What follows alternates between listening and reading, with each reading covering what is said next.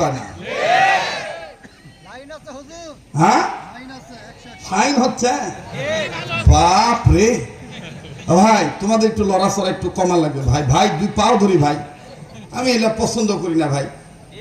আমার ভিডিও করতে করতে শুকা ফেলে দিলেন। হ্যাঁ, খালি মনোযোগে আঘাত করে। আমাদের এখন এগুলা লাগে ভাই, কণ্ঠ লাগে না। হ্যাঁ, ডিস্টার্ব দিয়েন না। দেখেন তো কথা ঠিক কিনা? মানুষ রূপে জন্ম নিয়ে জানোয়ারের বাপ দেখান, ওরে নামাজ রোজা ছেড়ে দিয়া চালু রাখছেন বাউল গান। আবার নিজের ত্রুটি ঢেকে রেখে, আবার নিজের ত্রুটি ঢেকে রেখে আলেম ওলামার গায়ে বদনাম। ভালো কাজে জান্নাত মিলবে, মন্দ কাজে জাহান্নাম। ভালো কাজে জান্নাত মিলবে, মন্দ কাজে জাহান্নাম। ঠিক কিনা বলে? বাউলের যন্ত্রণায় কিন্তু বর্তমান বাংলাদেশ একটু ঝামেলাতে আছে, ঠিক কিনা? বাউল যত কাজ করে, বেশিরভাগ বাউলদের বেশিরভাগ কাজ কর্ম ফাউল। কারণ বেশিরভাগ বাউল ফাউল জিনিস খায়, কথা কয় না? আর বাউলরা যাকে পীর মানে, শিক্ষক মানে, গুরু মানে, ওর নিজেরই ধর্মের ঠিক নাই। ওই মুসলমান না হিন্দু না খ্রিস্টান, কোনো পরিচয় নাই। বিশ্বাস না করলে জ্ঞানী মানুষ একটু খেয়াল করে শুনে জবাব দিবেন। এই বাংলাদেশে অলিতে গলিতে, শহরে বন্দরে, গ্রাম গঞ্জে, উঁতে গুতে, ওপেনে বা গোপনে যত জায়গায় গাঁজা বিক্রি হয়, সবচাইতে বেশি গাঁজা বিক্রি হয় লালনের মাজারে, কুষ্টিয়ায়। কথা আসতে বললেন যে দাদা? কার মাজারে? যেরকম কার মাজারে? ওই লালনের মুরিদ বেশিরভাগ এই বাউল। ওরা দেখবেন কি কায়দা করে ফাউল গপ্প করে বলে, আমার গলা তো অত ভালো না ভাই। হ্যাঁ, ওই যে আবার দেখবেন কি কায়দা করে ফাউল কথা বলে। ওরে করিলে সিদ্ধির ফসল খাওয়া আছে এই গলির সাথে, কথা কানা। ওরে করিলে সিদ্ধির ফসল ঘুচে যাবে মানব তন অশান্তির কারণ। বইলাছেন গো গুরু সাইজি, লালন খাইলে সিদ্ধি বাড়িবে বুদ্ধি, খাইলে সিদ্ধি। মাদক কোনদিন মানুষকে বুদ্ধিমান বানাতে পারে? মাদক কখনো মানুষকে ভালো বানাতে পারে? মাদক মানব জীবন ধ্বংসের কারণ, ঠিক কিনা বলে? এই জন্য সব মানুষের একটা স্লোগান হওয়া দরকার, মাদককে না বলুন, মাদককে না বলুন। যারা মাদকের বিরোধিতা করে না, তারা যতই যাই পরিচয় দেও, তারা অন্যায়কে সমর্থন করে। এই মানুষগুলোরই কাপড়ও নাই, মনুষ্যত্ব ঠিক নাই। খাইলে সিদ্ধি বাড়িবে বুদ্ধি, আছে না? আবার দেখবেন অনেক পীরের আমদানি আছে, পীরের দরবারে নারী পুরুষ যায়, আর দেখবেন কায়দা করে ওই গাঁজাখোরের মতো মাতলামি করে আল্লাহর নামে জিকির করে না, জিকির করে পীরের নামে। আর সুর দিয়া কি সুন্দর করে কয়, তুমি আজ বাংলা বলে নেঙে রাঙা লাঙাতে রঙিলামা ভাঙা জাঙ্গা মরশিদে তংমার ধর ভাঙা ডাঙ্গা ডাং আই লাঙা না প্রাণের মরশিদ বাবা বাবা বাবা বাবা। বিশ্বাস না করলে মহাস্থানে যায় দেখেন, বেশি দূরে যাওয়া লাগবে না, কথা গান ঠিক কিনা?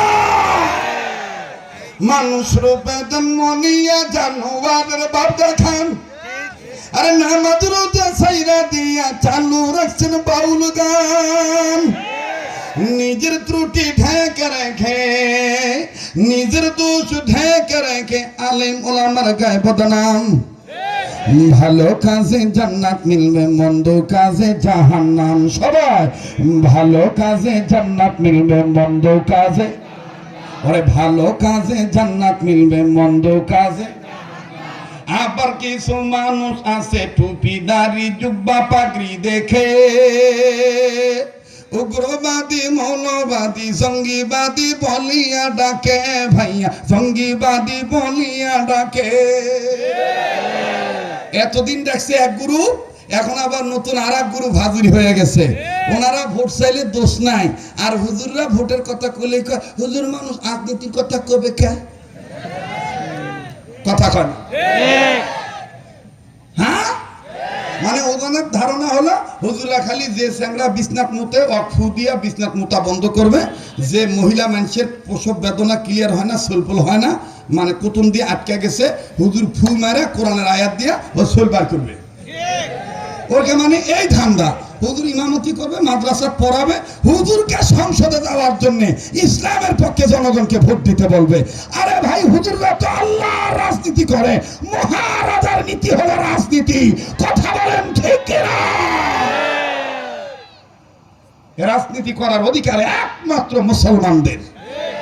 বলেন কাদের? এই জন্য আজকের এই গোপীনাথপুর মহাদেবপুর অঞ্চলের পূর্বপাড়া থেকে সিদ্ধান্ত নিতে হবে। কি সিদ্ধান্ত? এবারে ভোট দেব ভাই সেই মানুষের যে মানুষ পক্ষে থাকে আল কোরআনে।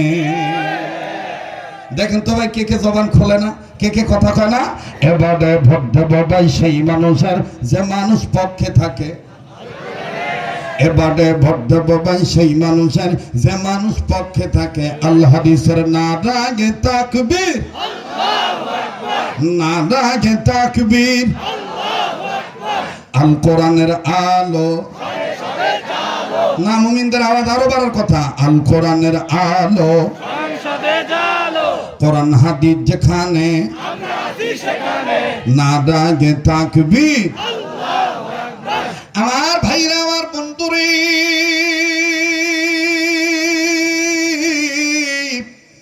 লম্বা করার কোনো সুযোগ নাই, খেয়াল করে কথাগুলি শোনা চাই বাবা।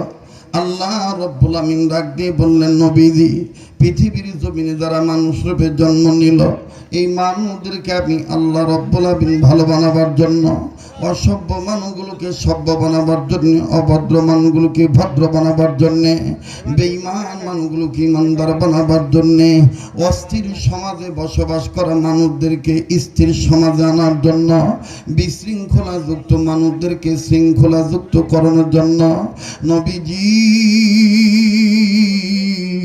আমি রব্বুল আমিন দুইটা নিয়ামত দুনিয়ার জমিনে পাঠিয়ে দিলাম। বাবাজি, কেউ কারো দিকে তাকাইবেন না, কেউ চলে গেলে চলে যেতে দিবেন বাবা।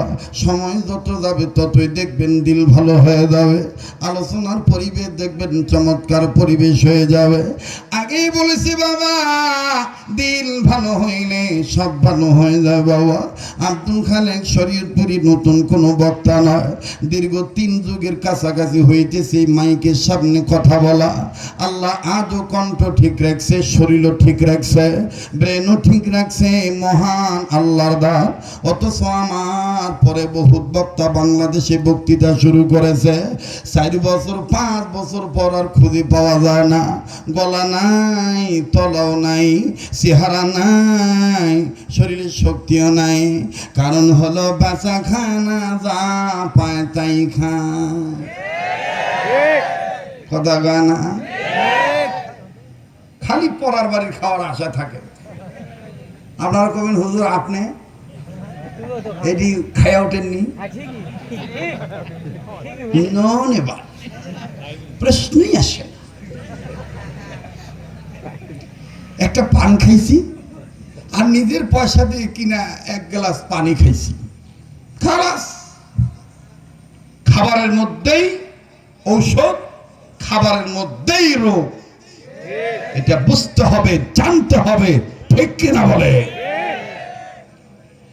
আমার বন্ধুগণ, আমার ভাইরা, রিজিকে থাকলে খাবো, রিজিক যদি না থাকে বাজান খাবো না। তবে একটু বাজার মেপে খাওয়া লাগবে বাবাজি। কেউ চলে গেলে চলে যেতে দিবেন বন্ধু, কারো যাওয়া দেখে কেউ যাবেন না, নিজের চিন্তা করবেন বাবা। আল্লাহ রাব্বুল আমিন ডাক দিয়ে বললেন, নবীজি, তামাম পৃথিবীর মানুষদেরকে আমি আল্লাহ রাব্বুল আমিন ভালো বানাবার জন্য যে দুইটা নিয়ামত দুনিয়ার জমিনে পাঠাই দিলাম, আমি আল্লাহ জানাই দিলাম। ইয়া আইয়ুহান নাসু কাদ জাআকুম বুরহানুম মির রাব্বিকুম ওয়া আনজালনা ইলাইকুম নূরাম মুবিনা।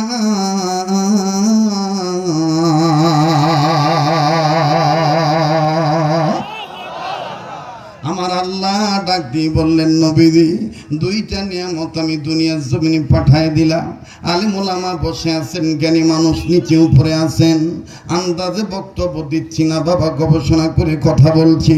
আল্লাহ বললেন দুইটা নিয়ামত, নাম্বার 1 নবী মোহাম্মদ, নাম্বার 2 আমি আল্লাহ মানবতার জন্য কমপ্লিট কোড অফ লাইফ কোরআন নামক নিয়ামত দুনিয়ার জমিনে পাঠাইলাম। কিন্তু বাবাজি এই জমিনের উপরে আসমানের নিচে যত তাফসীর কারকগণ আছেন, মাওলানা আব্দুল মাজিদ দরিয়াবাদী রহমাতুল্লাহি আলাইহি, মাওলানা সৈয়দ কুতুব শহীদ রহমাতুল্লাহি আলাইহি, বাবাজি কাজী সানাউল্লাহ পানিপতি রহমাতুল্লাহি আলাইহি, আমার বন্ধুগণ তাফসীরে মাঝহারির লেখক, তিনি তাফসীরে মাঝহারির মধ্যে তাফসীরে মাজিদির লেখক মুসান্নিফ, তিনি তাফসীরে মাজিদির মধ্যে তাফসীরে ফি জিলালিল কোরআনের মধ্যে, এমন কি পাকিস্তানের সন্তান মুফতি মোহাম্মদ শফি রহমতুল্লাহ আলাইহি, তিনি তার তাফসীরে মারুফুল কোরআনের মধ্যে। বাবাজি যতগুলি তাফসীর আছে আপনি তাফসীরগুলো স্টাডি করে দেখবেন, সকল মুফাসসিরিন কেরামগণ একমত হয়ে লিখেছেন আল্লাহ বললেন নিয়ামত দুইটা, আর আমরা মুফাসসিররা তদন্ত করে গবেষণা করে পাইলাম এই দুইটা শুধু নিয়ামত নয়, নবী মুহাম্মদ আর কোরআনুল কারীম, এটা হলো মুসলিম উম্মার জন্য, বিশ্ব মানবতার জন্য মহান নিয়ামত। قد جاءكم من الله نور وكتاب مبين।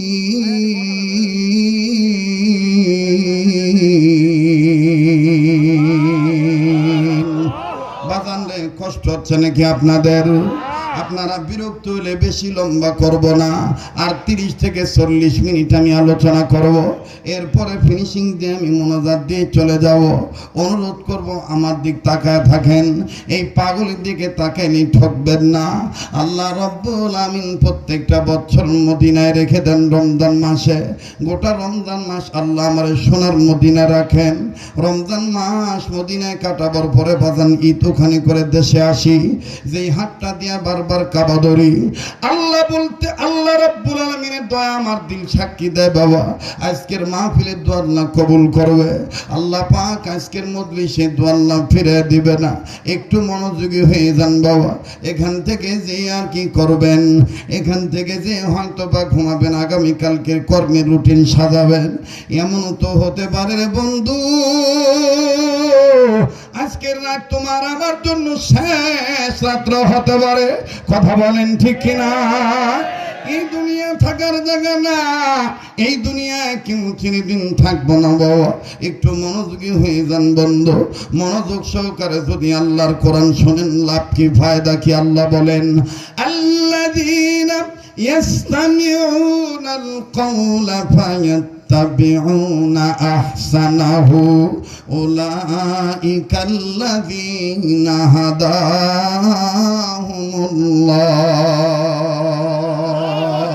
সুবহান আল্লাহু আকবার। যারা আমার কোরআন মনোযোগ সহকারে শুনবে এবং মানবে, আমি আল্লাহ তাদেরকে জান্নাতে যাওয়ার সোজা রাস্তা দেখায় দেব, জান্নাত দান করে দেব। কেউ লিখেছেন হেদায়েত দিয়ে দিবে। এখানেই শেষ নয় বাবা, সূরাতুল বাকারার 223 নম্বর আয়াতের শেষ অংশ দ্বারা আল্লাহ বললেন নবীজি যারা মানুষ রূপে জন্ম নিয়েছে, এই মানুষগুলি যদি আমার কোরআন শোনার দিকে আগায় আসে, আমার আহ্বানে সাড়া দেয়, আমি মাওলার ডাকে যদি তারা অগ্রগামী হয়ে যায়, আমি আল্লাহ তাদের দুইটা জিনিস পুরস্কার দেব। আল্লাহ বলেন বান্দা আমার শোনো, ওয়াল্লাহু ইয়াদু ইলাল জান্নাতি ওয়াল মাগফিরাতি বিইজনিহি ওয়া ইউবাইনু আয়াতিহি লিন-নাসি লাআল্লাহুম ইয়াতাযাক্কারুন। জোরে জোরে জোরে জোরে বলেন আল্লাহু আকবার। মনে হচ্ছে না এটা কোরআনের দর্শ চলতেছে? কি বলেন? গাঁজাখুরি কোনো গপ্প বলতেছি? হ্যাঁ, গপ্প করব, তবে আস্তে আস্তে। দেখবেন যে তরকারি ওটা কি কয়, তেলানি দিলে আগে পেঁয়াজের দেয়, আগে পেঁয়াজ দেয়, তারপর দিয়ে কোয়া রসুন দেয়, তারপরে আমার বন্ধুগণ তেজপাতা দেয়, তারপরে তেল দেয়, তেজনেগা স্যাঁত স্যাঁত আওয়াজ হয়। অজগবি পেঁয়াজের গুঁড়া দিলে কি স্যাঁত করে ওঠে? হ্যাঁ, তেলানি দেওয়ার একটা সিস্টেম আছে। ঠিক ওয়াজ মাহফিলে মোকাদ্দমা, সূচনা, ভূমিকা যদি কোরআনের আয়াত দিয়ে সাজানো যায়, দেখবেন মানুষের অন্তরাত্মায় কোরআনের নূর আল্লাহ দান করে দিবে। ঠিক কিনা বলে? হেদায়েতের মালিক কে? আজকে একটু সময় নিও বাবা, দিবেন না ভাই? পিছনে সোনার ভাইরা, হ্যাঁ, জোরে তাকবীর লাগাও, লিল্লাহি তাকবীর। আইজো দিমু, আল্লাহ বাঁচা রাখলে আগামী জানুয়ারি মাসে ওই যে বাজিতপুরের হুজুর বসে আছে, মহাদেবপুর বাজিতপুর চিনেন আপনারা? ওই বাজিতপুর মাদ্রাসায় আমি আসছি ইনশা। আবার কোথায় কোথায় জানি আছে বাবা, নাম মুখস্থ নেই, গরিব মানুষ তো বা অত নাম কেন মুখস্থ থোয়া পারি? এদিক তাকান আমার বন্ধুগণ, আল্লাহ বললেন নবীজি যারা মানুষ রূপে জন্ম নিয়েছে তারা যদি আমার আইন মানার জন্য দৌড় মারে, আমার কোরআনের দিকে আগায় আসে, আমি আল্লাহ তাদের দুটো জিনিস পুরস্কার দেব। নাম্বার 1, গুনাহ মাফ করে দেব। নাম্বার 2, আমলনামায় জান্নাত লিখে ধন্য করে দেব। কিন্তু এখানে মুফাসসিররা বললেন লিন্নাস, মানুষ বলছেন আল্লাহ। এখন বলেন তো ভাই, যারা নৌকার দল বিগত জীবনে করছে, এখনো তলে তলে খোলস পাল্টাছে, মানে যেদিকে বৃষ্টি সেদিকে ছাতা ধরিছে, কথা কানা, ওরা মানুষ কিনা? যারা ধানের শীষ, যারা দাড়িপাল্লা, যারা হাত পাখা, যারা লাঙ্গল, যারা জঙ্গল। জঙ্গল মানে ওই যে অনেক আছে না গাছ মার্কা নিয়ে দাঁড়ায়, তো লতা পাতা গাছ গুছালি তো জঙ্গলই। ওই জন্য আমি ওটা ভাঙ্গা না কয়ে বাবা জঙ্গল ঘষি, ঠিক আছে না? যারা জঙ্গল, কথা কয় না, যারা লাঙ্গল, যারা হাতুড়ি, যারা গণফোড়া, আমার ভাইরা সবাই মানুষ। হিন্দুরা, বৌদ্ধরা, এখন কবেন হুজুর হিন্দুদের কথা দিনকা করে করছি, মানে হ্যাঁ, আমাদের পার্শ্ববর্তী বন্ধু রাষ্ট্র, কি বন্ধু গো, আহা আহা, ইনকা বন্ধু থাকলে ডাক্তার কাছে যাওয়া লাগবে না, ঘর ছুটে থাকে মরা লাগবে, এমন বন্ধু বাবা, ঠিক না ভাই? এমন বন্ধু। হ্যাঁ, রামের নাম নাও বাধা নাই, খালি যদি আল্লাহর নাম নাও তাইলে আর রক্ষা নাই। এমন বন্ধু উনি আমাদের, এমন বন্ধু। আমার ভাইরা, হিন্দুদের দেখবেন হিন্দুদের মামলাতে নিজেরাই ধরা। গরুর গোশত খাওয়া আমাদের ধর্মে হালাল, আর ওনাদের ধর্মে কথা কয় না, খালি হারাম। ভারতে যদি কেউ প্রকাশ্যে গরু জবি করে তাহলে তাকেও জবি করে, কথা কয় না আমার বন্ধুগণ। কিন্তু এবার আসেন, ওরকে মামলা দিয়ে ওরকেই ধরা দে, এটা একটা প্রমাণ দেই। হ্যাঁ, হিন্দুরা গোস্ত খাওয়া, গরুর গোস্ত খাওয়া হারাম, কিন্তু ওনারা যখন দেবদেবীক পূজা দেয়, বাজনা বাজায় না, ঢোল বাজায় না, ঢোলের সাইডে যে দুই সাইডে দুইটা চামড়া লাগান, এটা কিসের চামড়া? বা কুত্তার চামড়া? কেবা এটা কুত্তার চামড়া? কিসের চামড়া? তো উচিত কথা জোরে কর না, জোরে কর, কিসের চামড়া? এই গরুর চামড়া দিয়া ঢোলের চামড়া বানাইছে, বানায় ঢাপ ঢাপ করে বাড়ি দেয় আর ডাক দিয়ে কয় কৃষ্ণ রাধা নাম রব, কৃষ্ণ যাবা সঙ্গে চুম কাশ্যপিয়ং না সংনা সা ওয়াসমুন্ডে জয় জয় হরি রাধা, হরি হরি হরি বল। কোন হিন্দু ব্রাহ্মণ থাকলে তো ভাই কে কা বলবি রে, কথা কয় না। সব ভাঙ্গা খাওয়া দরকার। জবা কুসুম শঙ্কা সুম কাশ্যপিয়ং নাশং নাশা, এই সাংস্কৃতিক ভাষার অর্থ হলো যে মুসলমান শ্রেষ্ঠ জাতি, তার প্রমাণ হলো তারা এমন একটা যুদ্ধের ময়দানে সংখ্যায় থাকবে কম, কিন্তু তাদের স্রষ্টা, তাদের মালিক তাদেরকে বেশি সংখ্যক মানুষের সাথে জয়লাভ করায় দিবে। এরকম একটা যুদ্ধ হয়েছিল কিনা বদরের ময়দান? কথা কয় না বাবা? তাহলে ঢোলের দুই সাইডে যে চামড়া, কিসের চামড়া? হ্যাঁ হ্যাঁ। 2 নাম্বার, অনেক হিন্দু অফিসার সরকারি বেসরকারি অফিসে চাকরি করে না? চামড়া জুতা পরে না? তো এটা কিসের চামড়া জুতা? কিসের চামড়া? গরুর চামড়া। 3 নাম্বার, রাগ করতেছেন নাকি? 3 নাম্বার, ইংরেজিতে বলে টি, বাংলায় কয় চা। কেউ লাল চা খায়, কেউ দুধ চা খায়, কেউ চিনি দিয়া খায়, কেউ চিনি ছাড়া খায়। কথা কয় না? কিন্তু এই লাল চা যে লাল হয় কেন, এটা কি জানছেন কখনো? বলবো? কথা কয় না? বলবো? শরীয়তপুরি মানেই নতুনত্ব। কথা কয় না? এই লাল চার ব্যাপারে চা পাতার কালার ঠিক রাখার জন্য আল্লামা ইবনে সিনা তিনি তার সায়েন্সের কিতাবের মধ্যে লিখেছেন যে বিশ্বের যেখানে চা পাতা বানানো হয়, এই চা পাতা ছিঁড়ার পরে শুকানোর পরে এই চা পাতার লাস্টিং পাওয়ার বৃদ্ধি করানোর জন্য গরুর রক্ত থেকে একটা কেমিক্যাল মেডিসিন তৈরি করতে হয়। ওই মেডিসিনটা চা পাতার সাথে না লাগাইলে ও চা পাতা লাল হয় না, ও চা পাতা টিকে না, ওটা নষ্ট হয়ে যায়। তাহলে বাবা, হিন্দুরা যে চা খায়, সোনার বাবারা, ওটার সাথে কি গরুর রক্ত মিশে নাই? কথা বলা রে!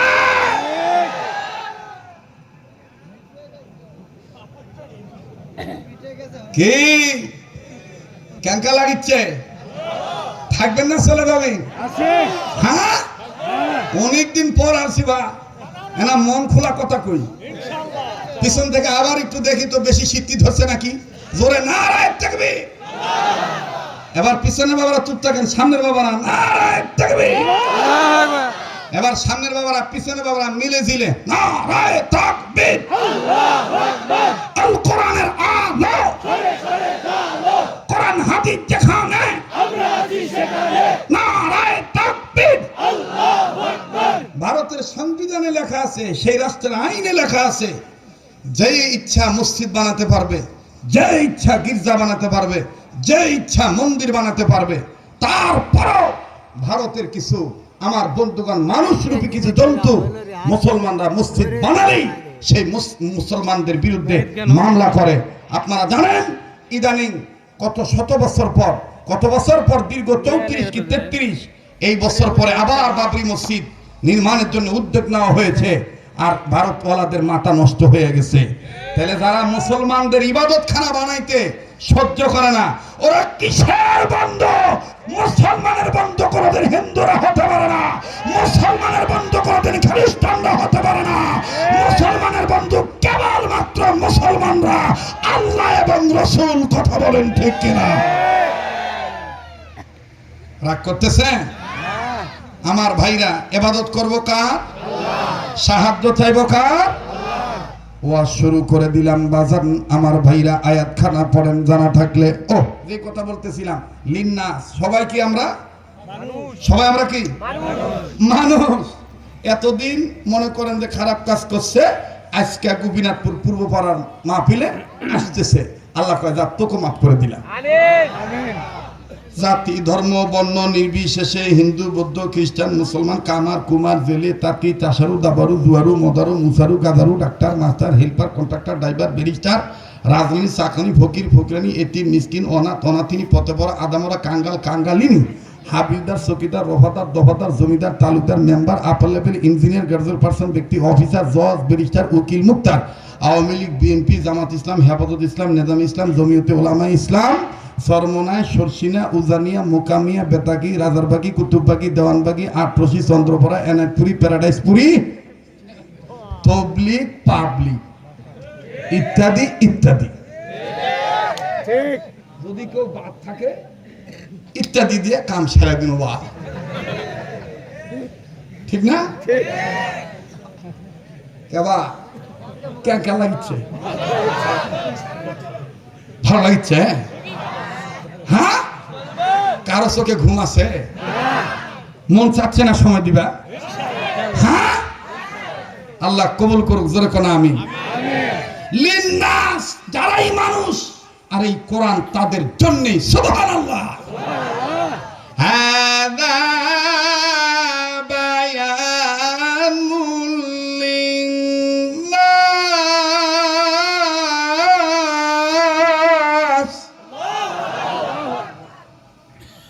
এটা কার কথা? জোরে কোন আল্লাহ। হুদাল লিন্নাস,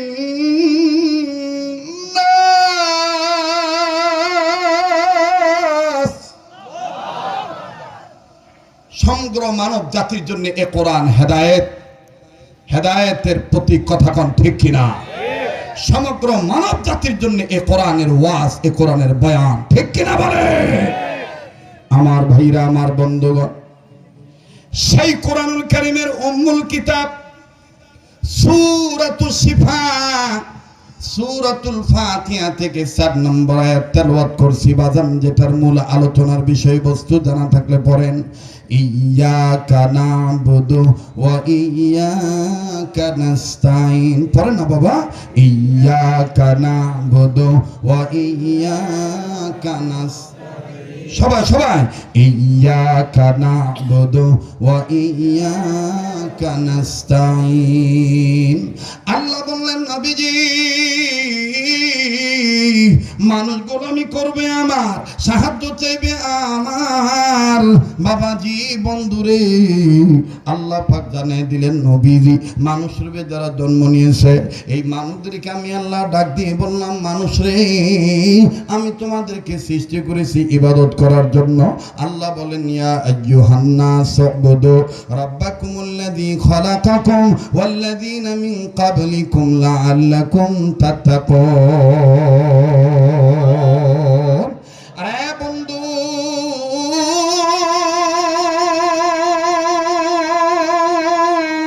পৃথিবীর সমস্ত মানুষকে আল্লাহ পাক তার গোলামি করার জন্য বানাইলেন।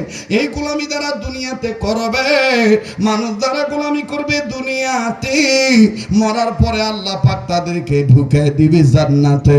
ফাদখুলি ফি ইবাদি ওয়াদখুলি জান্নাতি। পড়েন না, ফাদখুলি ফি ইবাদি ওয়াদখুলি। বিশ্বাস করেন, আমার জীবনে বহু ওয়াজ করছি, কিন্তু আজকে এত ভালো লাগতেছে আপনাদের আচরণ। মানে মাটি সাক্ষী দিচ্ছে যে এখানে কোরআনের আলোচনা শোনার মন মানসিকতার মানুষের মেজাজ বেশি। কথাগণ ঠিক কিনা? ফাদখুলি ফি ইবাদি ওয়াদখুলি জান্নাতি। ইয়্যাকা না'বুদু ওয়া ইয়্যাকা নাস্তাইন। আরে বাবাজি, আপনারা অনেকেই ভাবতে পারেন, হুজুর গো, ইবাদত যদি করে দুনিয়ায় মরার পরে আল্লাহ জান্নাত দিবে, কিন্তু আমার যে পেট আছে, খিদে লাগলে খাবার দিবে কে? মানুষের যে আমার সাথে শত্রুতা করে ইসলাম মানলে, ও হুজুর, আমারে নিরাপত্তার চাদর দিয়া ঢেকে রাখবে কে?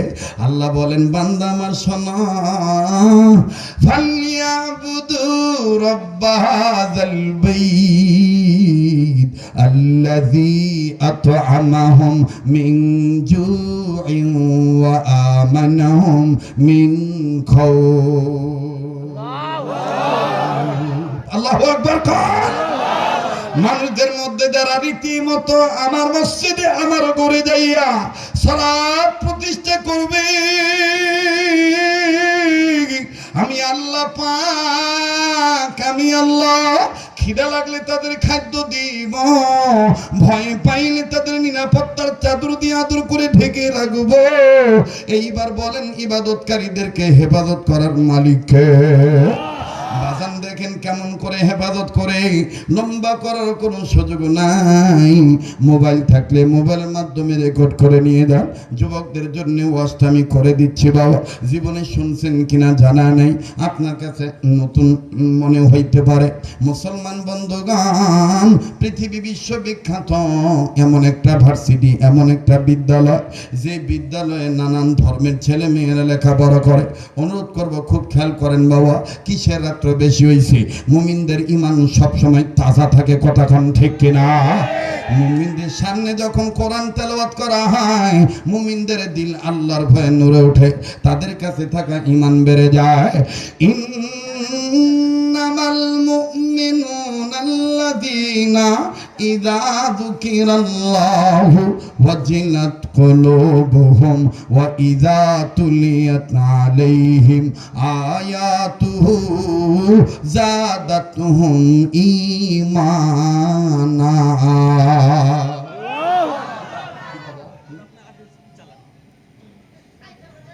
বসেন।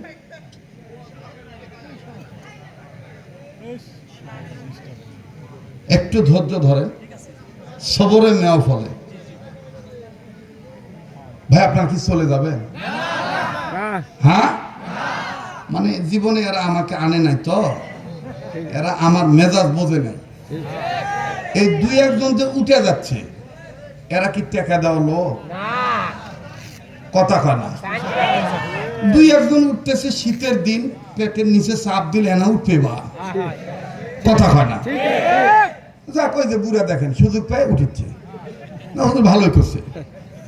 আমার বন্ধুগণ, আমার ভাইরা, আমি কখনোই পরিশ্রম না করে আমি ওয়াজ করি না।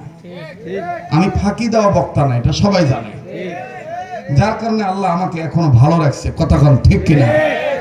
অলরেডি কিন্তু অনেকক্ষণ হয়ে গেছে না?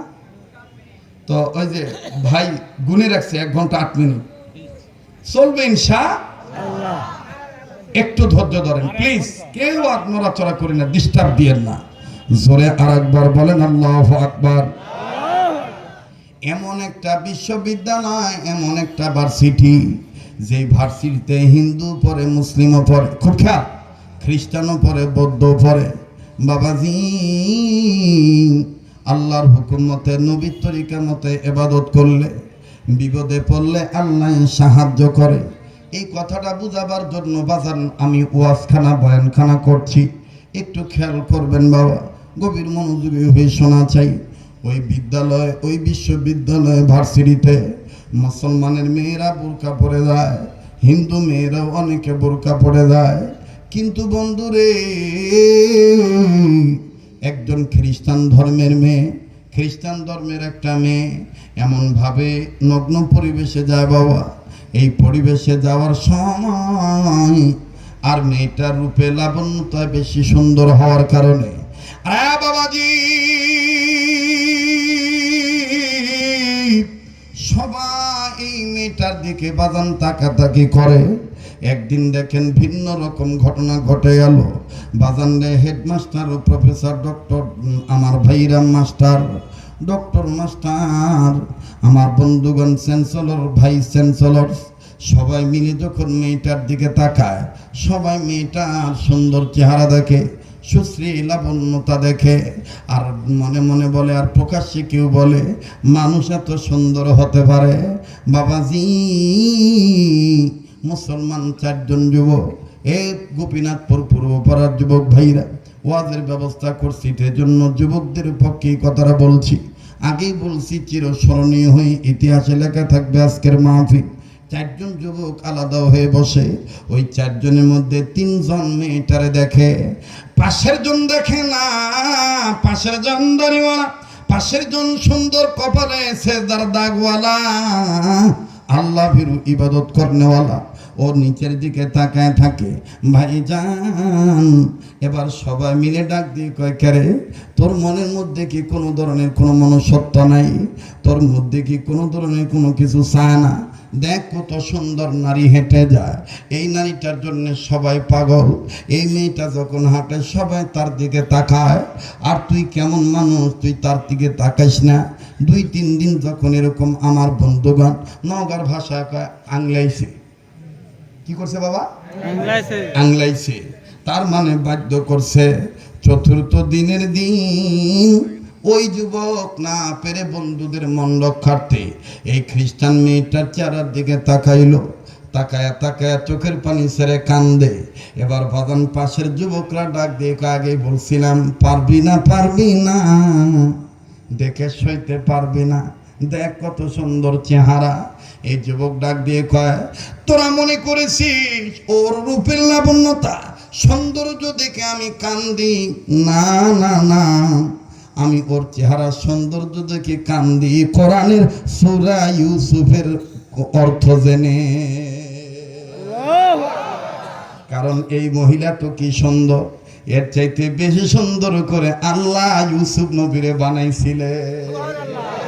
আল্লাহু আকবার। বাজান এবার তিন বন্ধু ডাক দিয়ে কয়, বাপ রে, এই মেয়ে দেখার মধ্যে তুই ধর্ম নিয়ে আসলো, কোরআন নিয়ে আসলি, হলো না তোর বড় আর পারলাম না। এবার তিনজনের মধ্যে একজন ডাক দিয়ে কয়, ক্ষমতা নাই এই সুন্দরীকে বিয়ে করার কারণ। বাজান রে, ছেলেটার মধ্যে একটা ঈর্ষা ঢুকলো, একটা জেদ ঢুকলো, একটা জিদ ঢুকে গেল। কত বড় কথা, এই মেয়েকে বিয়ে করা যাবে না। এই মুসলিম ছেলেটা, নামাজি ছেলেটা ডাক দিয়ে কয়, তোরা অপেক্ষা কর, আমি যাচ্ছি মেয়েটার কাছে। বাবা, কিতাবের লিখক লিখে মেয়েটার নাম বিউটি। অতি সুন্দর হওয়ার কারণে, দেখতে বেশি সুন্দর হওয়ার কারণে মা বাপ আদর করে তারে ডাকে সুইটি। নাম কি? এটা যে আমাদের ছেলে মেয়েও হয়, দেখবেন যদি একটু দেখতে নাদুস নদুস হয়, দেখবেন কোনো নেমনি মামানি ওরে জান রে, ওরে আমনি কথা কয় না। আমার বন্ধুগণ, এই বিউটি যখন কান্দে ফুটানি ব্যাগ নিয়া, ভ্যানিটি ব্যাগ নিয়া, আর বুকে তার পাঠ্য পুস্তকাদি নিয়া, হাই হিল জুতো পরে তিরিং বিরিং করে হাঁটের বাবা, এলে হেলে দুলে যখন হাঁটে, এই যুবক সামনে যায় দাঁড়ায় কয়, ম্যাডাম একটু দাঁড়ান, আমি আপনাকে দেখব। আমি আপনাকে সরাসরি বলতেছি, যদি রাজি থাকেন আমি আপনাকে বিবাহ করতে চাই। মেয়েটা ছেলেটার দিকে তাকাইল, বলে আমিও তো মনে মনে তোমারই চাই। এবার বন্ধুর কয়, কেরে পাঠাইলাম পরীক্ষা করার জন্য, কিন্তু আগে থেকেই দেখি দুইজনের ভাব লেগে আছে, বুঝলাম না। মেয়েটা ডাক দিয়ে তার বান্ধবীদেরকে বলল, এই ছেলেটা না পুরা ভার্সিটির মধ্যে হাজার হাজার ছেলের মধ্যে ফার্স্ট বয়, সব ক্লাসে সে ফার্স্ট ক্লাস ফার্স্ট। এই ছেলেটা মুসলমান, এই ছেলেটাকে আমার দরকার। যদি আমার মন, যদি এই ছেলে রাজি থাকেন, প্রয়োজন বোধে তারে খ্রিস্টান বানাবো। এই দিক দিয়ে ছেলেটাও সিদ্ধান্ত নিল, যদি সে রাজি থাকে প্রয়োজন বোধে তারে মুসলমান বানাইয়া বিয়া করব। আওয়াজ দিয়া বলেন না সুবহানাল্লাহ। বাজান রে, উঠে গেলে ঠকে যাবেন, সময় দেওয়া লাগবে। এবার মিস বিউটি ডেকে বলতেছেন, বন্ধু তুমি কি ভুলে গেছো তোমার ধর্মের নাম ইসলাম, আমার ধর্মের নাম খ্রিস্টান? বলে না না, আমি ভুলি নাই। বলে তাইলে তোমার অফার আমি গ্রহণ করলাম, তবে শুনে নাও, আমি আমার গার্ডিয়ান অভিভাবক মা বাবার কথা ছাড়া কথা বলতে পারবো না। আজ আমি বাড়িতে যাব, আমার আব্বাকে আম্মাকে দিয়ে ম্যানেজ করব। লম্বা কথা সংক্ষেপ করে দিলাম বাবা। এইবার বিউটি বাড়িতে যাইয়া সারা রাত ঘুমায় না। যেই মেয়েটা 10টার পরে বাতি বন্ধ করে দিয়ে ঘুমায়, মা নজর করে দেখে রাত্রি 1টা বেজে গেছে, দরজা বন্ধ, কিন্তু বাতি জ্বলতেছে, ইলেকট্রিসিটি বিদ্যুতের লাইন এখনো চালু আছে, তার ঘরের বাতি জ্বলে।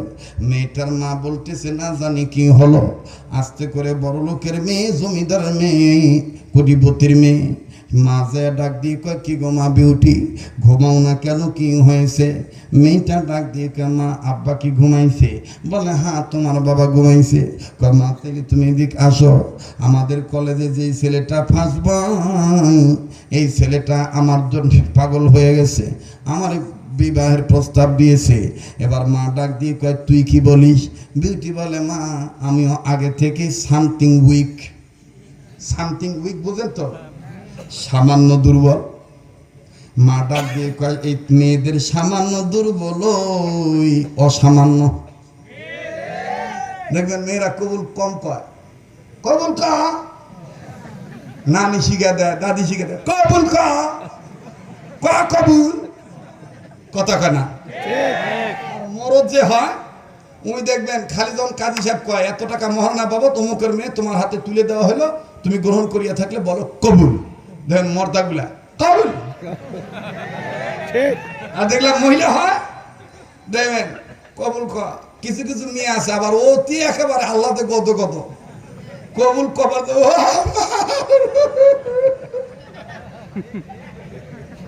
কথা কইলা রে,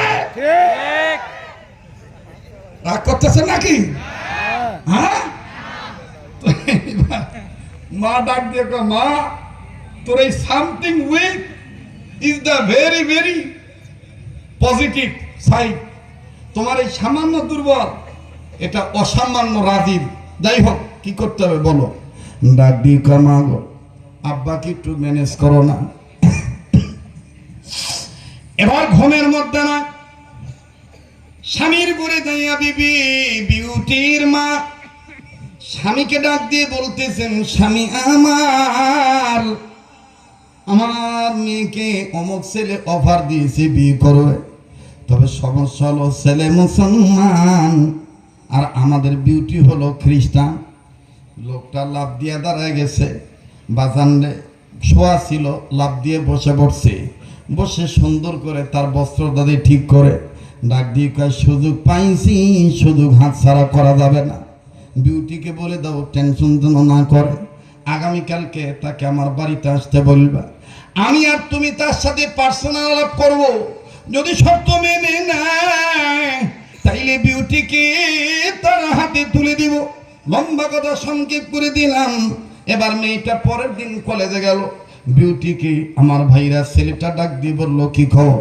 বলে ম্যানেজ করছি, আব্বা মোটামুটি রাজি, তবে শর্ত দিয়েছে তোমাকে আমাদের বাড়িতে যেতে হবে, আব্বা আর মা তোমার সাথে কথা বলবে।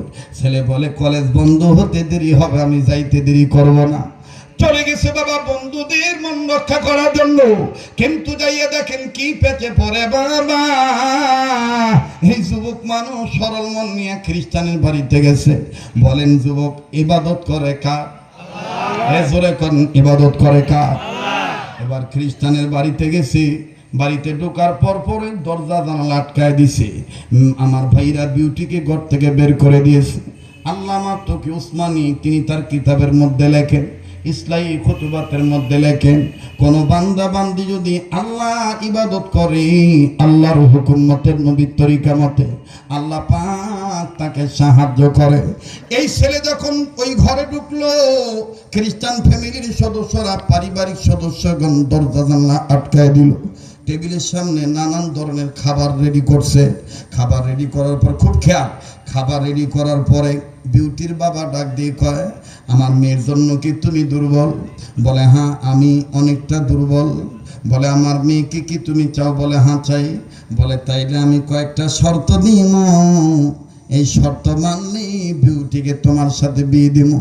बोले क्या क्या शर्त है जल्दी बताए। बोले की शर्त जल्दी बोलें तो देखी। बोले एक नम्बर शर्त तुमी जे मुसलमान তুমি আর মুসলমান থাকবা না, তোমাকে হতে হবে কালেমা ত্যাগ করে খ্রিস্টান। ছেলে ডাক দিয়ে কয় বুঝলাম এক নাম্বার, রাজি আছি। বলেন দুই নম্বর কি? বলে দুই নম্বর হলো তুমি যে খ্রিস্টান হয়েছো এটা প্রমাণ দিতে যাইয়া এই যে আমার কাছে যে বাইবেল আছে এই বাইবেলটা তোমারও ধরতে হবে। বাইবেল উপরে হাত রেখে তোমার শপথ করে বলতে হবে আজ থেকে আমি কোরআন ছেড়ে দিলাম, বাইবেলের উপর ঈমান আনলাম। বলে আর কি, একটু খেয়াল করেন, বলে আর কি, বলে তিন নাম্বার তুমি যে খ্রিস্টান হয়ে গেছো এটার প্রমাণ স্বরূপ তোমার সামনে টেবিলের উপরে যে গোস্ত রান্না করা দেখতেছ এটা স্বাভাবিক অন্য কোনো জন্তু জানোয়ারের গোস্ত না, এটা হলো শুয়োরের গোস্ত। এই শুকরের গোস্ত বোনা করে এনেছি, এটা তোমার খাইতে হবে। ছেলে বলল আমি তা তো রাজি। বলে এবার বলেন আর কি? বলে 4 নাম্বার, এই শুকরের গোস্ত খাওয়ার পরে এই যে দামি মদ তোমার জন্য আনছি, এই মদ তোমারও পান করা লাগবে। শুধু মদ পান করলেই হবে না, এই মদ দিয়ে তোমাকে গোসল করা লাগবে। বলে ঠিক আছে আমি তাও রাজি। বাজান দেখেন ছেলেটাকে আল্লাহ কেমন করে উদ্ধার করেন।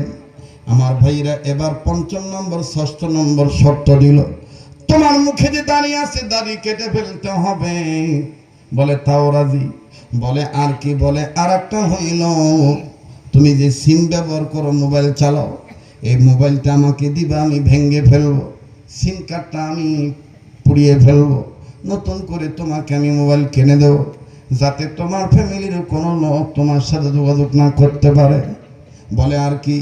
বলে আর একটা হইল, বিবাহের 17 দিনের মাথায় আমার বিউটিকে নিয়ে তুমি অরিজিনাল খ্রিস্টান দেশে চলে যাইবা। ওই খ্রিস্টান মিশনারিতে আমি তোমার চাকরির ব্যবস্থা করে দিব, আমি নিজেই মেয়ের বাবা হইয়া তোমার পাসপোর্ট করে দেব, তুমি ওই দেশে যাইবা মেয়েকে নিয়ে। আর তাইলে কোনোদিন তোমাকে মুসলমানরা ধোকা দিতে পারবে না। ছেলে বললেন ইহার বিনিময়ে যদি বিউটিকে পাই তাইলে আর কোনো কথা নাই। বাজান দেখলো ছেলেটাকে বাধ্য করা হলো, আস্তে করে এই ছেলে সব মেনে নিল। মেনে নেওয়ার পর বিবাহ হয়ে গেল। 17 দিন পর পাসপোর্টের মাধ্যমে, ভিসা টিকিট মাধ্যমে আমার বন্ধুগণ দেশের বাইরে চলে যাবে, নিজ এলাকা ছেড়ে অরিজিনাল খ্রিস্টান রাজ্যে যাবে। বাবাজি যাওয়ার একদিন আগে বিউটির বাবা ডাক দিয়ে কয়, জামাই বাবাকে বলো না সে যে ব্যাচেলার মেসে থাকতো, তার নিত্য প্রয়োজনীয় কোনো কাগজপত্র বা কোনো কাপড় চোপড় আছে কিনা শেষবারের মতন একটু মেসেজে ঘুরে আসতে বলো, তার সরঞ্জামাদি সামগ্রী বস্তু যা আছে নিতে বলো, প্রয়োজনীয় কাপড় চোপড়। আমার ভাইরা সুযোগ যখন ছেলেকে দিল, এই মুসলিম ছেলে নব্য খ্রিস্টান হওয়া ছেলে মতমাত করে হন হন করে নিজের বাড়িতে নয় নিজের মেচে চলে গেল। দীর্ঘদিন যেই ঘরটা তালা দেওয়া ছিল ওই তালা খুলল। তালা খোলার পরে নিজের কাপড় চোপড় গুছাইলেন। ভাইজান এই ছেলেটা প্রতিদিন ফজর নামাজ পড়ার পরে সূরা ইয়াসিন তেলাওয়াত করতেন কোরআন খুলে। অবাজান দেখতেছেন প্রয়োজনীয় কোনো জিনিস বাধা পড়লো কিনা, বাদ পড়লো কিনা। হঠাৎ করে ডান সাইডে কাপড় সরাইয়া দেখে আল্লাহর কোরআন তার দিকে তাকায় আছে। এবার এই নব্য খ্রিস্টান হওয়া ছেলেটা ডাক দিয়ে বলল, ওগো মুসলমানদের কোরআন,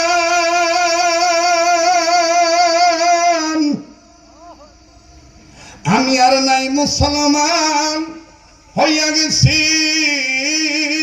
খ্রিস্টান, আমার দিকে তাকায় থেকে লাভ নাই। বাজান রে কোরআনের জবান আল্লাহ খুলে দিন, আল্লাহু আকবার। কোরআন ডাক দিয়ে বলতেছেন, তুমি আমার অবহেলা করিও না, তুমি আমার সাথে নিয়ে চলো, আমার মাধ্যমেই বড় বিপদ থেকে আল্লাহ তোমার উদ্ধার করব। আল্লাহু আকবার। এখন বলেন খ্রিস্টান কি কোরআন নিতে পারে? খ্রিস্টান মানুষ কি কোরআন নিতে পারে? কিন্তু তার বিবেক তাকে পাগল করে ফেললো।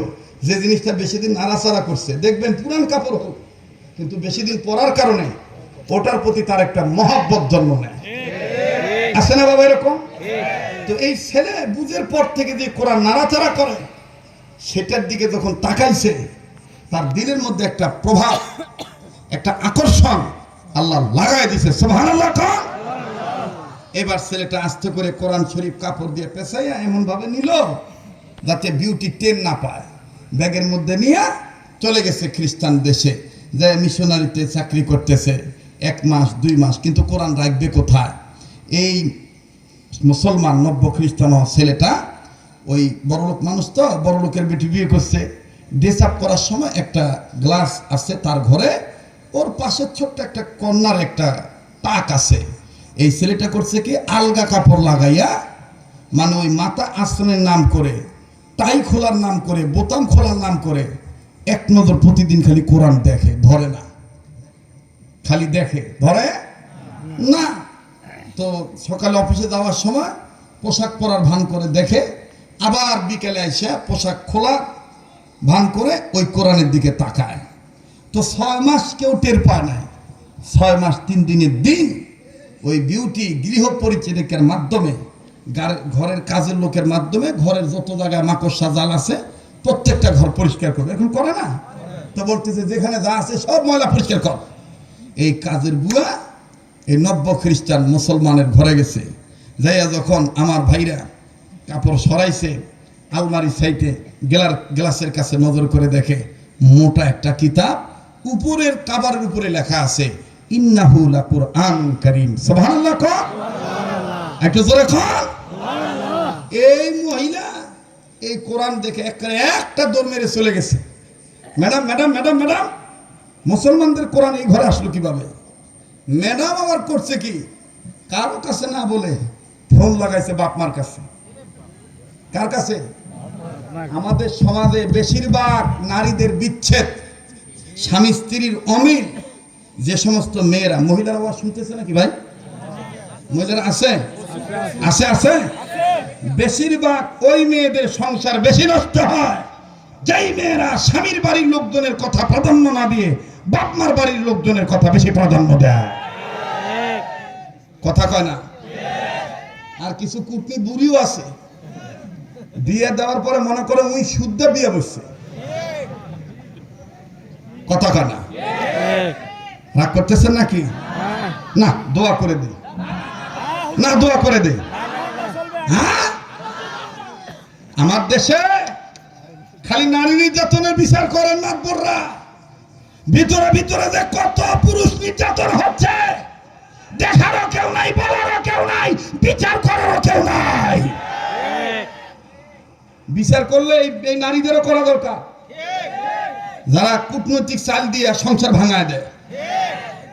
আমি মহিলাদেরকে বলবো, মা যারা বধূ, শাশুড়িকে নিজের মা মনে করো, আর শাশুড়িদেরকেও কিছু বিচার দেওয়া দরকার, কিছু অভিজ্ঞতা দেওয়া দরকার। সেটা হলো, চ্যাংড়া মানুষ নিজের বউ নিয়ে শুয়ে আছে, হালাল তো নাকি? কিন্তু কিছু বুড়ি দেখবেন শাশুড়ি নামের দোহাই দিয়া সারা গ্রাম, পুরা গ্রাম, সারা পাড়া খালি আর ঘোরে আর ডাক দেখে, এত বেল হলো তাও স্বামীর কোল ছাড়ে না। আমরাও বউ আসনু, ইনকা বেহুদ্দা আসনু না। কথা কয় না? আপনি খবর নিয়ে দেখবেন কি ভাই, একে যুবকদের অন্তরের কথাগুলো বলতেছি, কথা বলেন। আরে ভাই, হালাল স্ত্রী নিয়ে ঘুমিয়ে আছে মা, তোমার সন্তান তো হালাল বউ নিয়ে ঘুমিয়ে আছে, তুমি এটা পাড়ায় পাড়ায় ঘুরে ছেলের বউর শত্রুতা করো কেন? আর ছেলের বউকে ছেলের বউ মনে করে কেন? নিজের মেয়ে মনে করতে পারো না? কথা বলেন ঠিক কিনা? তাইলে তো আর দ্বন্দ্ব লাগে না। যাই হোক, এই মেয়ে ফোন দিল কোথায়? বাপ মার কাছে। মা আর বাপ বুদ্ধি দিয়ে কয়, শিগগিরই এই কোরআনকে ডাস্টবিনে ফেলে দে। আর যদি ভালো করবে চাস, কোরআনকে ডাস্টবিনে ফেলে দে। ভাইজান তাড়াতাড়ি করে কোরআনকে ডাস্টবিনে ফেলে দিল। লম্বা কথা সংক্ষেপ করে দিলাম ভাইয়া, কোরআন শরীফ যখন ডাস্টবিনে ফেলে দেওয়া হলো, ওই যুবক ছেলেটা, নব্য খ্রিস্টান ছেলেটা বাড়িতে আসলো। আসার পরে কেউ তো তাকে কিছু বলে না। প্রতিদিনের ন্যায় বোতাম খুলে যখন বাজান কোরআন দেখতে চায়, হঠাৎ করে দেখে কোরআনের জায়গা আছে, কোরআন নাই। ডাক দিয়ে বলল, মিস বিউটি, এখানে তো কোরআন ছিল, কোরআন গেল কোথায়? বলে, তুমি তলে তলে তুমি মুসলমান থেকে বাদ দিয়েছ, কিন্তু তলে তলে কোরআন তুমি বাদ দাও নাই। আমি তোমার কোরআনকে ডাস্টবিনে নিক্ষেপ করেছি। এই ছেলেটা বুকে হাত দিয়া চাপ দিয়া বলে, ও বিউটি, ওই উপরওয়ালার কসম করে বলি, তোমাকে বিয়ে করার পর থেকে কোনোদিন কোরআন খুলে আমি দেখি নাই। এই কোরআন আমি শুধু মায়ার টানে, অন্তরের টানে এই কোরআনটাকে আমি নিয়ে আসি শুধু দেখার জন্য। বাবাজি, আল্লাহওয়ালাগণ লেখেন, ইবাদতের নিয়তে মোহাব্বত অন্তরে নিয়া যদি 4টা জিনিস কোনো মুসলমান দেখে তাতেও সওয়াব পাবে। ভালো করে বুঝবেন বাবা। নাম্বার 1 আমার বন্ধুগণ কাবাঘর বাইতুল্লাহ। নাম্বার 2 কোরআনুল কারীম কালামুল্লাহ। নাম্বার 3 আপন মা বাবার চেহারা। নাম্বার 4 হক্কানি আল্লাহওয়ালা আলেমগণের চেহারা দেখা। এই 4টা জিনিসের দিকে ইবাদতের নিয়তে মোহাব্বত নিয়ে যদি তাকান আল্লাহ গুনাহ মাফ করে দিবে, নেকি দান করে দিবে। এই ছেলেটা কান্দার ডাক দিয়ে কয় বিউটি, আমার মাও নাই বাবা নাই, আমার কেউ নাই, আমি তোমার সুন্দরের প্রলোভনে পড়ে ধর্ম ত্যাগ করেছি সত্য, কিন্তু আমি মুসলমানের দিকে ধাবিত হই নাই। কোরআনকে আমি নিয়ে আসি পড়ি নাই। তুমি কোরআন কোন ডাস্টবিনে ফেলেছো? বাজার মিস বিউটি ডাক দিয়ে বলে, আমার মা বাপ বলছে ডাস্টবিনে ফেলে দিতে, আমি ডাস্টবিনে ফেলে দিয়েছি। বাবাজি, এই ছেলেটা দৌড় মেরেছে, অর্ধেক কাপড় না খুলি এই কাপড় নিয়ে যখন দৌড় মারছে কোরআন নেওয়ার জন্য, ডাস্টবিনে যাইয়া দেখে কোরআনের গায়ে বিভিন্ন ময়লা লেগে আছে। একটু খেয়াল করেন বাবা, কোন আমলের দ্বারা আল্লাহ কাকে কখন মাফ করে দিবে, কোন আমলের দ্বারা আল্লাহ কখন কাকে জান্নাত দিবে, একটু খেয়াল করবেন বাবা। এবার এই যুবক ডাস্টবিনে যাইয়া দেখে কোরআনের চতুর্দিকে ময়লা লেগে গেছে। এই খ্রিস্টান হওয়া সন্তান নিজের গায়ের জামার কাপড়টা খুলিয়া ওই জামার কাপড় দিয়া কোরআনের গায়ের ময়লা মুছে আর ডাক দিয়ে কয়, কোরআন তোমার দোষে তুমি আজকে ময়লা পাইছো, কি দরকার ছিল আমার সাথে আসা? তোমার আল্লাহকে বলো আমার যেন মাফ করে দেয়। নিজের গায়ের কাপড় দিয়া কোরআনের গায়ের ময়লা মোছে, কোরআনকে পরিষ্কার করে দেন। পকেটে কিছু টাকা ছিল, ডলার ছিল, এই ডলার খরচ করে বাদাম সুগ্রান নিল, দামি একটা কাপড় নিল। আর যখন কোরআন ময়লা সাফ করে দেয় ছেলেটা, কোরআন তখন আল্লাহকে ডাক দিয়ে কয়, আল্লাহ তুমি না আমার বুকের মধ্যে আয়াতখানা দিয়ে দিয়েছো, ফাফিরু ইলাল্লাহ। ইবাদতের নিয়তে কেউ যদি তোমার দিকে ফিরে আসে, আল্লাহ তুমি তাকে খালি হাতে ফিরে দাও না। আমি কোরআন তোমাকে বলতেছি, আমার গায়ে ময়লা লাগার কারণে যুবক সহ্য করতে পারে না, যুবক নিজের গায়ের কাপড় দিয়া আমার গায়ের ময়লা পরিষ্কার করে দিতেছে। আল্লাহ আমি কোরআন তোমার দরবারে বলতেছি, এই যুবক নফসের ধোঁকায় পড়ে আল্লাহ গুনাহ করছে, ঈমান ত্যাগ করছে, খ্রিস্টান হয়েছে। আমি কোরআন তোমায় বলতেছি, আমাকে মোহাব্বত করার উসিলায় এই যুবকের উপর ভিতরের ময়লা পরিষ্কার করে দাও। আমার ভাইরা বলেন কবুল করার মালিক কে?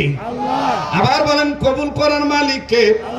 ইবাদত করি কার, সাহায্য চাই কার? ইয়্যাকা না'বুদু ওয়া ইয়্যাকা নাস্তাঈন। আল্লাহু আকবার।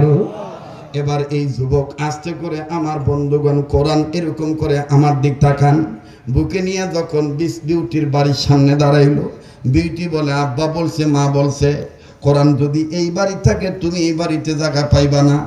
ছেলেটা ডাক দিয়ে বলে, তোর বাবা মায়ের ঘরের দরজা আটকাইয়া বাধ্য করছিল তোর রূপের সৌন্দর্যের প্রলোভনে ফালাইয়া ঈমান ত্যাগ করার জন্য।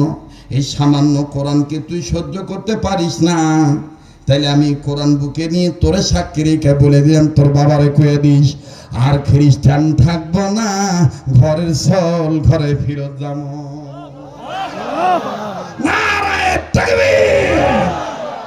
বাজান রে, এই ছেলেটা আর ঘরে ঢুকলো না, সব সময় পাসপোর্ট আমার বন্ধুগণ কাছেই থাকতো। রাগ করতেছেন নাকি? বন্ধুগণ নিচে বিমান যুগে চলে গেছে নিজের জন্মস্থানে। যাওয়ার পরে মসজিদে আসছিল, খুব খেয়াল করবেন, শেষ ভালো যা সব ভালো তা। ও বাবা বাড়িতে যে আর কি করবেন, ঘুমাবেন। আমিও তো জীবনের শেষ বয়ান মনে করে বয়ান করছি। গোটা বাংলাদেশে বক্তারা এখন এত লম্বা ওয়াজ করে না, কিন্তু বাদান আমি মানুষের মহব্বত অর্জন করার চেষ্টা করি। মানুষের দোয়া থাকলে আল্লাহর দয়া অবশ্যই থাকবে। এবার এই ছেলে বাদান চলে গেছে নিজ এলাকার মসজিদে। মসজিদে মাগরিবের নামাজের আগে ইমামগণের মুসল্লিদের উদ্দেশ্যে মাসলা মাসাইল বলা সুন্নাত। সুবহানাল্লাহ। ইমাম সাহেব মাসলা মাসালা বলে নামাজ তৈয়ার করার আগে, জামাত ও আরম্ভ হওয়ার আগে একামতের আগে ইমাম সাহেব নিজে কান্দে আর ডাক দিয়ে কয় আপনারা দোয়া করবেন। আমার মসজিদের একটা পার্মানেন্ট মুসল্লি ছিল, এই ছেলেটা আজকে বিগত 7 মাস যাবত নিজের বাড়ি থেকে চলে গেছে, খ্রিস্টান মেয়ের প্রেমে পড়ে ধর্ম ত্যাগ করে গেছে। তার মা বাপ কাঁদতে কাঁদতে মা অন্ধ হয়ে গেছে, বাবা পাগল হয়ে গেছে। এই ছেলেটারে যেন আল্লাহ হেদায়েত দান করে। ওই ছেলে মসজিদের ভিতর দাঁড়ায় কয় হুজুর আমি আপনার সেই ছেলে। ইমাম সাহেব ডাক দিয়ে কয় তুমি আমার সেই ছেলে, তুমি যে আমার সেই মুসল্লি, তোমার মুখে না দাড়ি ছিল, দাড়ি গেল কই? বলে জানি তো খ্রিস্টান ধর্মের নিয়ম, আমার দাড়িটা কেটে ফেলার লাগছে। বলে আবার তুমি কেমনি মুসলমান হয়ে আসলা? কয় হুজুর নামাজ পড়েন না আমাদের পর, আমি বৃত্তান্ত বলবো। এবার নামাজ শেষ, ছেলেটা সব খুলে খুলে বলল।